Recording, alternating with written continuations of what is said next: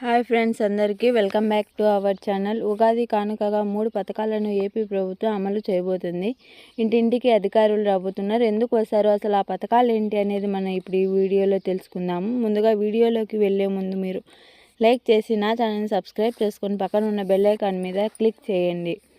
ఉగాది నుండి 3 పథకాలు ప్రారంభిస్తున్నారు. ప్రారంభించే పథకాలు ఏమిటంటే, ఎవరైతే చదువుకొని ఖాళీగా ఉన్నారో నిరుద్యోగులైన వారికి వర్క్ ఫ్రమ్ హోమ్ అనేది ప్రభుత్వం ప్రారంభిస్తున్నారు. ఎవరైతే 10th class, inter, degree pass అయ్యి ఖాళీగా ఉంటారో వీరికి ఎవరైతే ఐటీ సంస్థలు ఉంటాయో వారు ఉచితంగా ట్రైనింగ్ ఇచ్చి ఇంటర్న్షిప్ ఇవ్వడం జరుగుతుంది. వారు మనకు జాబ్ ఏదైతే ఉందో వాళ్ళ జాబ్కు సంబంధించినటువంటి వర్క్ నేర్పిస్తుంటారు. నేర్పించే సమయంలో 5,000 రూపాయలు ఇవ్వడం అయితే జరుగుతుంది.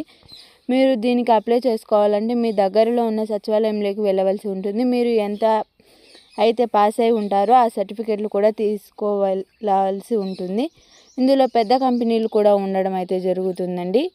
ఐటీ ఉంటుంది, అలాగే నాన్ ఐటీలు కూడా ఉంటాయి. దీనికి ఇంటర్న్షిప్గా తీసుకోవడం అయితే జరుగుతుంది. వర్క్ ఫ్రమ్ హోమ్ అనేది అయితే తెలియజేయడం అయితే చేసింది.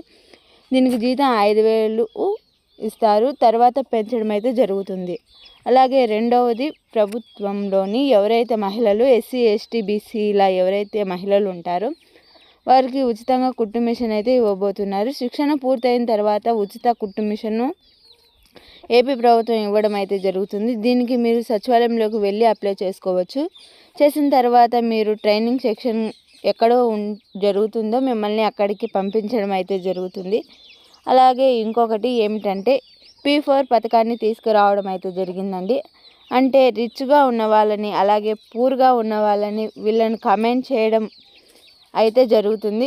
పేదలను గుర్తించేందుకు సర్వే చేస్తున్నారు. వారికి 27 ప్రశ్నలు అడిగి వివరాలను సేకరిస్తుంది. ఇంటికి యజమాని ఆధారు, అలాగే phone number, TV, fridge, washing machine, AC లాంటివి ఉన్నాయా లేదా అని చూసి పేదవాళ్ళను కూడా ధనికులుగా మార్చడానికి P4 పథకాన్ని తీసుకురావడం అయితే జరిగింది.